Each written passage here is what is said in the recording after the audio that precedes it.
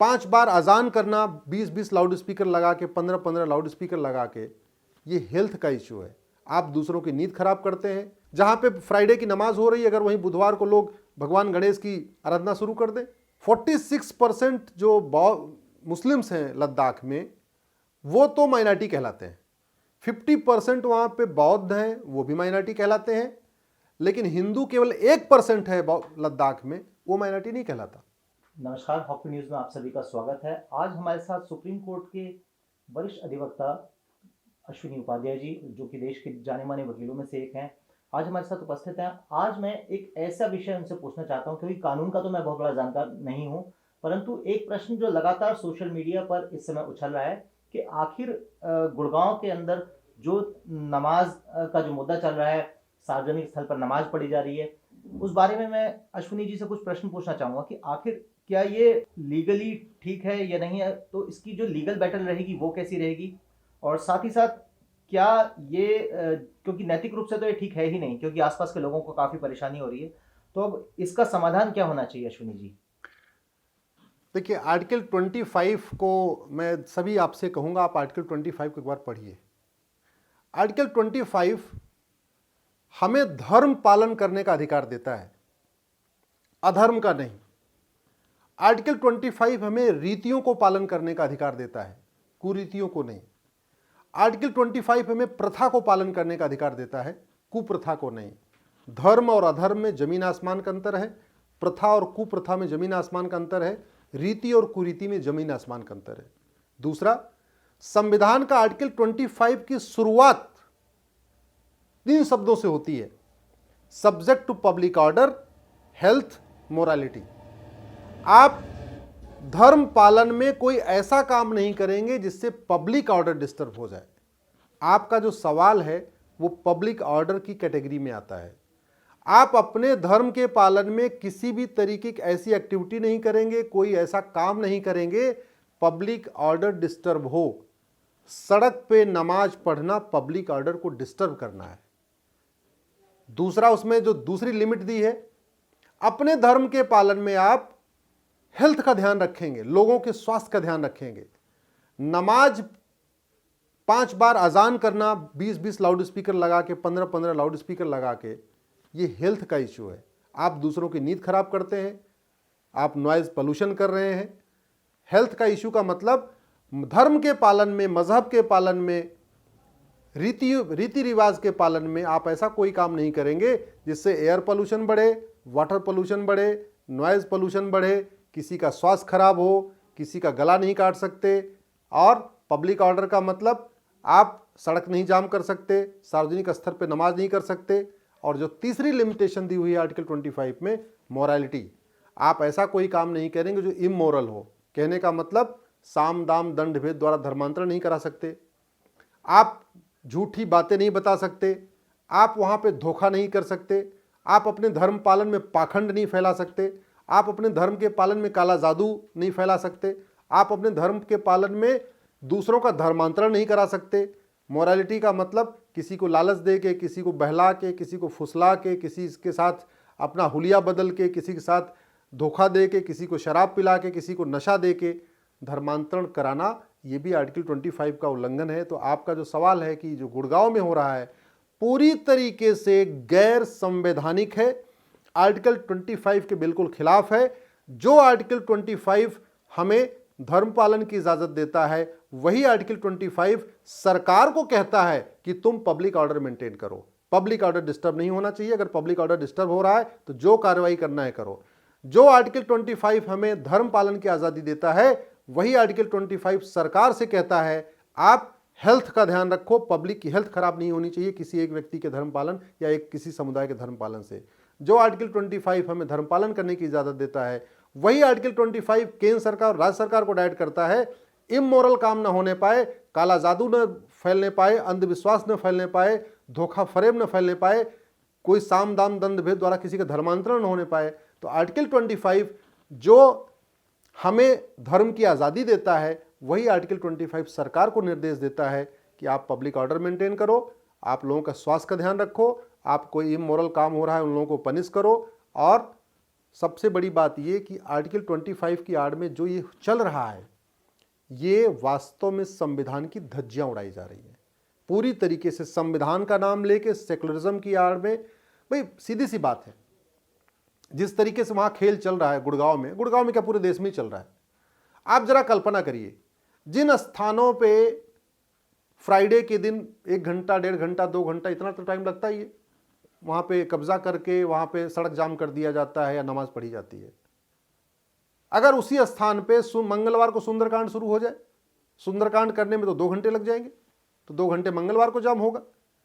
वहीं पे अगर सोमवार के दिन जो शंकर जी का दिन होता है, वहां महामृत्युंजय का जाप शुरू हो जाए, सब लोग सामूहिक रूप से इकट्ठा हों, भाई हम तो महामृत्युंजय का जाप 1008 बार करेंगे। 1008 बार महामृत्युंजय का जाप करने में कम से कम 5 से 6 घंटा लगता है, फिर तो 5-6 घंटे वहां जाम हो जाएगा। अगर उसी स्थान पे जहां शुक्रवार को नमाज हो रही है, लोग संडे को इकट्ठा हों, बोले जी हम तो आज यहाँ यज्ञ करेंगे, सूर्य भगवान की आराधना करेंगे, सूर्य भगवान की पूजा करेंगे और हम आज यज्ञ करेंगे, तो यज्ञ करने में भी 2 घंटे लग जाते हैं। जहां पे फ्राइडे की नमाज हो रही है, अगर वहीं बुधवार को लोग भगवान गणेश की आराधना शुरू कर दें, गणेश सहस्त्र नाम शुरू कर दें, गणेश भगवान की आरती करें, वहीं पूजा करें, घंटा शुरू कर दें, घंटा बजाना शुरू करें, घड़ी घंटियाल और जो भी अपने रीति रिवाज शुरू कर दें, तो फिर तो बुधवार को भी 2-3 घंटे जाम हो जाएगा। अगर जहां पे शुक्रवार को नमाज हो रही है, अगर वहीं बृहस्पतिवार के दिन हिंदू इकट्ठा हो जाए, भगवान विष्णु की आराधना शुरू कर दे, ओम जय जगदीश हरे आरती होना शुरू हो जाए, वहीं पे हवन शुरू कर दे, तो इस तरीके से अगर ये प्रथा शुरू हो गई शुक्रवार वाली, इसको नहीं रोका गया, तो हर क्रिया की एक प्रतिक्रिया होती है। सोशल मीडिया एक्टिव है, युवा जाग गया है, जो हिंदू सोया हुआ था वो जाग रहा है, वो देख रहा है। जब इस संविधान कहता है समान, संविधान का मतलब है ऐसा विधान जो सब पर समान रूप से लागू हो। पुलिस, सरकार, राज्य सरकार या केंद्र सरकार ये नहीं फिर रोक पाएगी कि ठीक है भाई फ्राइडे ये नमाज पढ़ सकते हैं, लेकिन आप सोमवार को आप यहाँ पे शिव चालीसा नहीं पढ़ सकते, मंगलवार को हनुमान चालीसा नहीं कर सकते, बुधवार को आप गणेश चालीसा नहीं कर सकते, बृहस्पतिवार को आप विष्णु चालीसा नहीं कर सकते, शुक्रवार को फिर तो शुक्रवार को लोग वहां दुर्गा चालीसा पढ़ने बैठ जाएंगे, तब क्या होगा? जिस शुक्रवार को नमाज पढ़ी जाती है वो शुक्रवार देवी जी का दिन है, मान लो वहीं पर जाकर लोगों ने दुर्गा चालीसा, लक्ष्मी चालीसा, सरस्वती चालीसा शुरू कर दिया, तब क्या होगा? शनिवार को अगर शनि भगवान की उपासना शुरू कर दिया, तब क्या होगा? इसको रोकने का एक ही तरीका है, जो आर्टिकल 25 कहता है कि आप रीतियों का पालन कर सकते हैं, कुरीतियों का नहीं, प्रथा का पालन कर सकते हैं, कुप्रथा का नहीं, धर्म का पालन कर सकते हैं, अधर्म का नहीं, और धर्म पालन में भी 3 जो लिमिटेशन है, पब्लिक ऑर्डर डिस्टर्ब नहीं कर सकते, दूसरों का हेल्थ खराब नहीं कर सकते, इमोरल काम नहीं कर सकते। बड़ी सीधी सी बात है, लाउड स्पीकर का आविष्कार 200 साल पहले हुआ है, नमाज पढ़ी जा रही है 1400 साल पहले से, तो इसका मतलब इसका मजहब से कोई लेना देना नहीं लाउड स्पीकर का। अरे 1400 साल पहले लोग टीले पे चढ़ के जोर जोर चिल्लाते थे, तो आपको अगर वही प्रथा पालन करनी है तो ठीक है, आप भी जोर जोर चिल्ला लो, मुंह से जितना चिल्लाना है चिल्ला लो, लेकिन सड़क तो उस समय भी जाम नहीं होती थी, सड़क उस समय थी नहीं, सड़क जाम कहां से करेंगे? आज सड़क जाम हो रही है, आज 20-20 भोंपू लगा के चलाया जा रहा है। सुबह सुबह 5 बजे बच्चों को पढ़ने का टाइम होता है, लोगों को मॉर्निंग वॉक करने का टाइम होता है, लोग शांति से रहना चाहते हैं, 20-20 लाउड स्पीकर लगा के अजान शुरू हो जाती है। तो ये पूरी तरीके से संविधान का उल्लंघन है। दुनिया के कई देशों में इन पे बैन हो चुका है, दुनिया के कई देशों में अजान होती है, शांति के साथ होती है, और अब तो लाउड स्पीकर की जरूरत ही नहीं है। सबके घर में घड़ी है, सबके घर में अलार्म क्लॉक है, सबके घर में मोबाइल है, उस मोबाइल में भी अलार्म होता है। जिसको नमाज पढ़ना होगा अलार्म बजाएगा, अपना अलार्म घर में लगा लेगा और चला जाएगा। और फिर वहीं बुला के क्यों पढ़ना? ऐसा भी नहीं है कि अगर घर में नमाज पढ़ेंगे उसका कम फल मिलेगा, सड़क जाम करके नमाज पढ़ेंगे ज़्यादा फल मिलेगा। भाई ये बात को समझ में नहीं आ रही है। नमाज तो नमाज है, आप अपने छत पे पढ़िए, अपने ड्राइंग रूम में पढ़िए, अपने बेडरूम में पढ़िए, अपने जहाँ भी आपको सुविधा होती है वहाँ पढ़िए। ये सड़क पे क्यों पढ़ना? सड़क पे पढ़ने के बाद अगर नमाज का फल कई गुना ज़्यादा हो जा रहा हो, या सड़क पे पढ़ने के बाद लोगों को परेशान करने के बाद, सड़क जाम करने के बाद अल्लाह को ज़्यादा खुशी मिल रही हो, फिर तो बात समझ में आती है। लेकिन ऐसा कहीं लिखा नहीं है, मुझे तो कहीं नहीं कुरान में दिखाई पड़ा या हदीस में दिखाई पड़ा कि भाई सड़क पे अगर सड़क जाम करके नमाज पढ़ोगे तो आपको जन्नत मिलेगी, घर में पढ़ोगे तो जन्नत नहीं मिलेगी। ऐसा कोई कहीं लिखा हमको दिखाई नहीं पड़ा।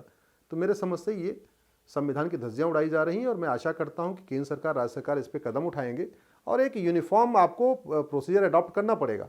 नहीं तो क्रिया की प्रतिक्रिया होती है। अगर इस सड़क की नमाज नहीं बंद हुई तो सोमवार को, मंगलवार, बुधवार, क्योंकि हिंदुओं के लिए तो 7 दिन किसी न किसी देवी देवता का दिन होता है। कोई शंकर जी का दिन है, कोई भगवान शनिदेव का दिन है, कोई हनुमान जी का दिन है, कोई गणेश जी का दिन है, कोई भगवान विष्णु का दिन है। फिर तो 7 दिन हिंदू बाहर निकलना शुरू कर देंगे। ये क्रिया की प्रतिक्रिया होगी, लॉ एंड ऑर्डर डिस्टर्ब होगा, ठीक नहीं होगा। इसलिए मैं आशा करता हूँ माननीय मुख्यमंत्री जी, देश के सभी मुख्यमंत्रियों से निवेदन करता हूँ, एक प्रोसीजर अडॉप्ट करें और जिनको श्रद्धा है, जिनको नमाज पढ़नी अपने घर में पढ़ें।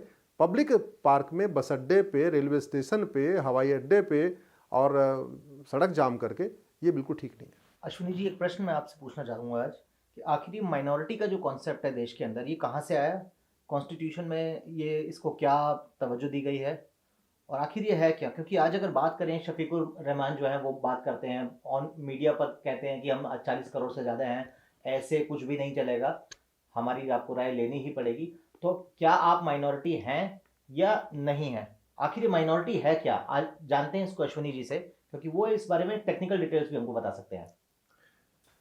मैंने सुप्रीम कोर्ट में माइनॉरिटी कमीशन एक्ट को चैलेंज किया हुआ है, जो 1992 में कांग्रेस ने बनाया था।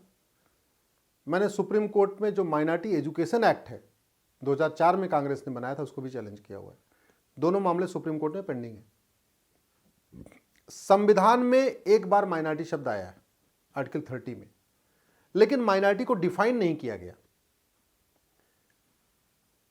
हमारे पास आज की डेट में माइनॉरिटी अफेयर मिनिस्ट्री भी है, माइनॉरिटी कमीशन भी है, केंद्र में माइनॉरिटी कमीशन है, राज्यों में माइनॉरिटी कमीशन है, केंद्र में माइनॉरिटी अफेयर मिनिस्ट्री है, राज्यों में माइनॉरिटी अफेयर मिनिस्ट्री है। केंद्र भी हजारों करोड़ रुपए खर्च कर रहा है, राज्य भी सैकड़ों करोड़ या हजारों करोड़ रुपए खर्च कर रहे हैं। लेकिन माइनॉरिटी कौन है ये किसी को नहीं पता। सब कुछ बन गया, सब कुछ पैसा भी जा रहा है, लेकिन कौन है माइनॉरिटी? 1% वाला माइनॉरिटी है कि 2% वाला है, ये नहीं पता। माइनॉरिटी की पहचान राज्य के स्तर पे होगी, राष्ट्रीय स्तर पे होगी या जिले के स्तर पे होगी, ये नहीं पता। आर्टिकल 30 में जो माइनॉरिटी आया था, उसकी बैकग्राउंड आप समझिए, बैकग्राउंड क्या थी, क्यों आया। देश का बंटवारा धर्म के आधार पे हुआ, मुस्लिम चले गए पाकिस्तान, वहां बड़ी मारकाट मची हुई थी। भारत में बहुत गुस्सा था क्योंकि हिंदुओं को मारा जा रहा था, वहां से मार मार के ट्रेनों में भर भर के भेजा जा रहा था। तो जो लोग यहां पे थे, उदाहरण के लिए मौलाना कलाम, रफ़ी अहमद किदवई और भी कुछ थे मुस्लिम्स जो संविधान सभा में थे, जब इस पर चर्चा हुई तो उन्होंने ये बोला कि साहब देखो, यहाँ पे 90% हिंदू हैं, सरकार बनेगी जो स्वाभाविक सी बात है हिंदुओं की बनेगी, हिंदुओं के लिए बनेगी, तो जो हिंदू चाहेंगे वही सब होगा। लोगों में गुस्सा है, हम लोग यहाँ रुकना चाहते हैं, हम पाकिस्तान नहीं जाना चाहते हैं, लेकिन कल को ऐसा ना हो कि हमें अपना कुरान पढ़ने से मना कर दिया जाए, हमें अपनी बाइबल पढ़ने से मना कर दिया जाए, हमें अपना रीति रिवाज मनाने से मना कर दिया जाए, हमें अपनी जो हमारी प्रथाएं हैं उसको फॉलो करने से मना कर दिया जाए। तो इसलिए एक हमारे कॉन्स्टिट्यूशन में प्रोविज़न आया, आर्टिकल 25 में कहा गया कि नहीं, आप लोग अपने अपने धर्म का पालन कर सकते हैं।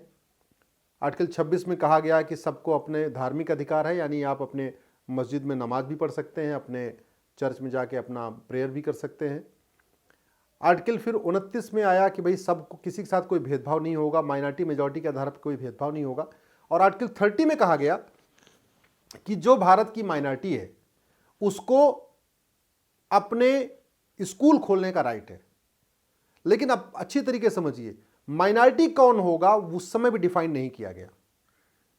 बाद में इसमें सुप्रीम कोर्ट का जजमेंट आया एक 2002 में, टीएमए पाई केस उसको कहते हैं।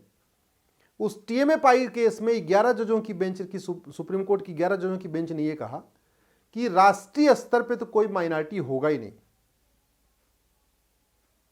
माइनॉरिटी जो है वो राज्य के स्तर पे होगा, राष्ट्रीय स्तर पे नहीं होगा।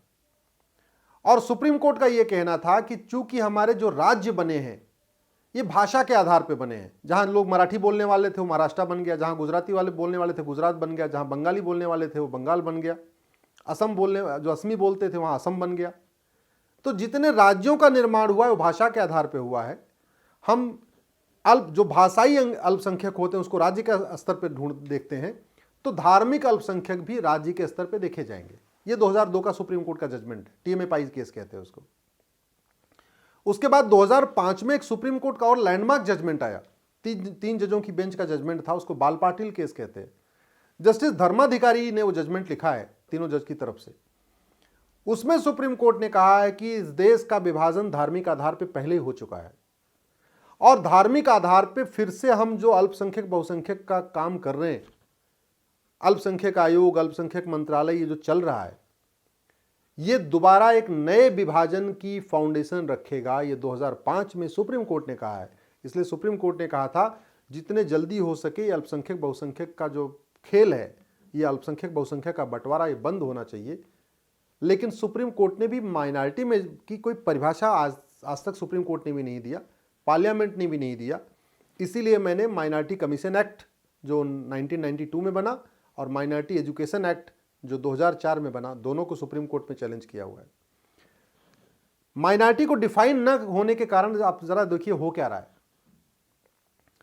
लद्दाख में हिंदू केवल 1% है, बौद्ध वहां पे 50% है, मुस्लिम वहां पे 46% है। 46% जो मुस्लिम्स हैं लद्दाख में, वो तो माइनॉरिटी कहलाते हैं। 50% वहां पे बौद्ध हैं, वो भी माइनॉरिटी कहलाते हैं। लेकिन हिंदू केवल 1% है लद्दाख में, वो माइनॉरिटी नहीं कहलाता। लक्षद्वीप में हिंदू केवल 2% बचे हुए, वो माइनॉरिटी नहीं कहलाते। लेकिन मुस्लिम्स वहां पे 97% हैं लक्षद्वीप में, वो माइनॉरिटी कहलाते हैं। नागालैंड हिंदू केवल 8% हैं, वो माइनॉरिटी नहीं कहलाते। क्रिश्चियन 88% हैं, वो माइनॉरिटी कहलाते। मिजोरम हिंदू केवल 2% है, माइनॉरिटी नहीं कहलाते। क्रिश्चियन वहां एक्चुअल में मेजॉरिटी में है, वो माइनॉरिटी कहलाते। मेघालय हिंदू 11% है, उनको माइनॉरिटी का दर्जा नहीं मिला हुआ है। क्रिश्चियन वहां मेजॉरिटी में है, वो माइनॉरिटी कहलाते हैं।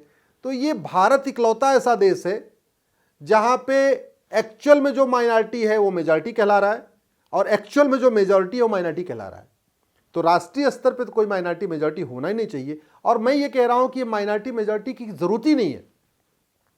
जिस डर के कारण आर्टिकल 30 आया था, वो डर खत्म हो गया। 75 साल के अंदर डर खत्म हो गया। माइनॉरिटी मेजॉरिटी तो वहां पे होता है जहां पे जो सरकार चलती है वो पर्टिकुलर एक रिलीजन के हिसाब से चलती है। उदाहरण के लिए, अगर कोई देश कुरान से चल रहा है, शरिया से चल रहा है, वहां तो जो माइनॉरिटी है, जो शरिया को नहीं मानने वाले लोग हैं या जो गैर मुस्लिम है, उनको अलग से प्रोटेक्ट करने की जरूरत है। उदाहरण के लिए पाकिस्तान शरिया इस्लामिक कंट्री है, तो वहां पे जो गैर मुस्लिम्स हैं उनको प्रोटेक्ट करने के लिए माइनॉरिटी अफेयर मिनिस्ट्री होनी चाहिए, माइनॉरिटी कमीशन भी होना चाहिए। बांग्लादेश इस्लामिक कंट्री है, तो वहां पे भी जो गैर मुस्लिम्स हैं उनको प्रोटेक्ट करने के लिए माइनॉरिटी अफेयर मिनिस्ट्री होनी चाहिए, माइनॉरिटी कमीशन होना चाहिए। या ऐसा कोई देश जो क्रिश्चियन उसमें थियोलॉजी पे चल रहा है, जो पूरी तरीके से बाइबल के हिसाब से चलता है, वहां पे भी जो गैर ईसाई हैं उनको प्रोटेक्ट करने के लिए minority commission, minority affair ministry होना चाहिए। भारत में तो कोई जरूरत ही नहीं है। जब भारत के संविधान का आर्टिकल 14 कह रहा है इस देश में सब लोग बराबर हैं। आर्टिकल 15 कहता है कि जाति, धर्म, भाषा और क्षेत्र के आधार पर किसी से भेदभाव नहीं होगा। आर्टिकल 16 कहता है इस देश के सभी नागरिकों को, हिंदू हो, मुस्लिम हो, पारसी हो या ईसाई हो, सबको समान अवसर मिलेगा। एंट्रेंस एग्जाम में इक्वल अपॉर्चुनिटी मिलेगी, नौकरियों में इक्वल अपॉर्चुनिटी मिलेगी। आर्टिकल 19 कहता है इस देश के सभी नागरिकों को पूरे देश में कहीं पे भी जाने, कहीं पे रहने, कहीं बसने का बराबर अधिकार मिला हुआ है। तो आर्टिकल 14 कोई भेदभाव नहीं करता, सब हिंदू, मुस्लिम, पारसी, ईसाई को बराबर अधिकार देता है। आर्टिकल 16 कहता है हिंदू, मुस्लिम, पारसी, ईसाई में भेदभाव नहीं करोगे। आर्टिकल 15 कहता है हिंदू, मुस्लिम, पारसी, ईसाई में कोई भेदभाव नहीं करोगे। आर्टिकल 19 कहता है हिंदू, मुस्लिम, पारसी, ईसाई सबको कहीं पे भी जाने, कहीं पे रहने, कहीं भी बसने, कहीं पे रोजगार शुरू करने का अधिकार है। आर्टिकल 21 कहता है कि सबको एक समान अच्छी तरीके से जीवन जीने का अधिकार है। फिर ये माइनॉरिटी मेजॉरिटी क्यों? मेरी समझ में तो आज की डेट में भारत में, जब अगर हम कह रहे हैं भारत वास्तव में सेकुलर कंट्री है और हमने सेकुलर शब्द जोड़ भी दिया, फिर माइनॉरिटी मेजॉरिटी का मतलब नहीं है। हाँ, भारत अगर हिंदू राष्ट्र घोषित हो जाए फिर तो समझ में आता भाई ठीक है, ये हिंदू राष्ट्र घोषित हो गया है, हिंदुओं को ज्यादा अधिकार है, गैर हिंदुओं को कम अधिकार है, तो भाई एक यहाँ पे माइनॉरिटी अफेयर मिनिस्ट्री होनी चाहिए, माइनॉरिटी कमीशन होना चाहिए। जैसे पाकिस्तान में है कि वहां पे जो गैर मुस्लिम है उनको बराबर का अधिकार नहीं मिला हुआ है, तो वहां तो होना चाहिए। भारत में तो कोई जरूरत ही नहीं है। तो ये दुर्भाग्य है हमारा। पूरी दुनिया में जो मेजॉरिटी होती है वो कहती है कि भई हमको ज़्यादा अधिकार दे दो, माइनॉरिटी को कम दे दो। भारत में उल्टा हो रहा है। यहां पे हिंदुस्तान के हिंदू कह रहा है हमको बराबर अधिकार दे दो। पाकिस्तान में जो माइनॉरिटी है वो कह रही जी धर्मांतरण नियंत्रण कानून बनाओ। भारत में हिंदुओं का धर्मांतरण हो रहा है, हिंदू बेचारे कह रहे हैं जी धर्मांतरण नियंत्रण कानून बनाओ। यहाँ के हिंदू कह रहे हैं हमको समान धार्मिक अधिकार दो। यहाँ के हिंदू कह रहे हैं, जो हिंदुस्तान के हिंदू जो बहुसंख्यक हैं एक्चुअल में नेशन वाइड, वो कह रहे हैं जी आप अल्पसंख्यक बहुसंख्यक खत्म करो, सब लोग बराबर हैं। तो सबको बराबरी मिली हुई है। इसके बावजूद ये आर्टिकल जो 30 चल रहा है, मुझे लगता है आज 21वीं सदी में इसकी कोई ज़रूरत नहीं है। और वास्तव में ये आर्टिकल जो माइनॉरिटी मेजॉरिटी का कॉन्सेप्ट चल रहा है, अगले विभाजन की नींव यही रख रहा है। अगर हमने इसको ख़त्म नहीं किया और हमने आर्टिकल 14-15 के स्पिरिट में समान शिक्षा लागू नहीं किया, समान नागरिक संहिता लागू नहीं किया, आर्टिकल 25 के स्पिरिट में धर्मांतरण नियंत्रण कानून नहीं बनाया, संविधान कहता जनसंख्या नियंत्रण कानून बनाओ, शेड्यूल 7 में लिखा हुआ है, अगर हमने जनसंख्या नियंत्रण कानून नहीं बनाया और ये आर्टिकल 30 जो माइनॉरिटी मेजॉरिटी का डिवीजन है इसको खत्म नहीं किया, तो मुझे ऐसे लगता है कि 20-25 साल के बाद एक नए विभाजन की नींव पड़ेगी। 1947 में एक बार विभाजन हो चुका है। हमने अगर ये जो चल रही है गलत चीज़ें, इनको ठीक नहीं किया, ये माइनॉरिटी मेजॉरिटी का खेल बंद नहीं किया, समान शिक्षा समान नागरिक संहिता लागू नहीं किया, तो 2047 में एक नए विभाजन की तरफ हम चले जाएंगे। इसलिए ज़रूरत है जितने जल्दी सब हो, अल्पसंख्यक बहुसंख्यक का खेल बंद हो, माइनॉरिटी अफेयर मिनिस्ट्री बंद हो, माइनॉरिटी कमीशन बंद हो, ह्यूमन राइट, हमारे पास नेशनल ह्यूमन राइट कमीशन है, वो सबका ह्यूमन राइट देखेगा, माइनॉरिटी के भी ह्यूमन राइट को देखेगा, मेजॉरिटी के भी ह्यूमन राइट को देखेगा। वो माइनॉरिटी मेजॉरिटी करने की कोई ज़रूरत ही नहीं है। तो आप लोगों ने देखा संविधान के तमाम आर्टिकल्स भी इस माइनॉरिटी के कॉन्सेप्ट को रिजेक्ट करते हैं और सुप्रीम कोर्ट से भूतकाल में ऐसे वर्डिक्ट्स भी आए हैं जो ये स्टेट करते हैं कि माइनॉरिटी की कोई इस माइनॉरिटी और मेजॉरिटी के कॉन्सेप्ट की इस देश में आवश्यकता ही नहीं है, क्योंकि देश ही एक सेक्युलर धर्मनिरपेक्ष देश है। तो कुल मिलाकर ये माइनॉरिटी एक माइनॉरिटी स्कैम है, इसके अतिरिक्त कुछ नहीं। धन्यवाद। जय हिंद, जय भारत।